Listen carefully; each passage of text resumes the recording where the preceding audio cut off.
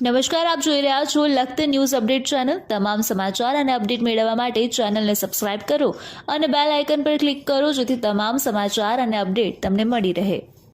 Visavadar police દ્વારા જુગાર તેમજ ઇંગ્લિશ દારૂ સહિત 1,20,000 ઉપરના મુદ્દામાલ સાથે 7 ઇસમોને ઝડપી પાડવામાં આવ્યા। વિસાવદરના પીઆઈઆરબી ગઢ તેમજ પીએસઆઈ સુમરા તેમજ ચાપના રાકેશ ડોબરિયા, એચબી મોરી, પીકે પેડમ એ 25 પેટ્રોલિંગમાં હતા ત્યારે તેમને બાતમી મળેલ કે બદકથી કનકાઈ જવાના રસ્તે અમુક ઇસમો જાહેરમાં જુગાર રમતા હોય ત્યારે પેટ્રોલિંગમાં રહી પોલીસ દ્વારા બાતમી વાળી જગ્યા પર રેડ કરતા 8 ઇસમો જુગાર રમતા હતા।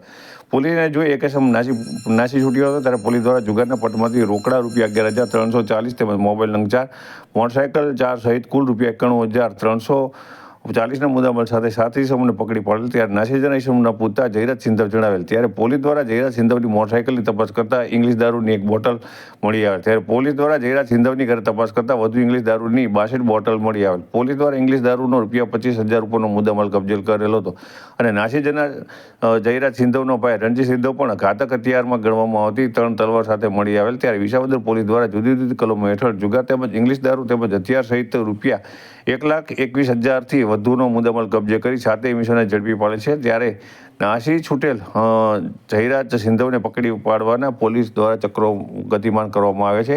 ત્યારે પોલીસ દ્વારા જાહેર જુગારની અંદર રેડ પાડતા દારૂ અને હથિયાર સાથે ઇસમો મળી આવ્યા હતા।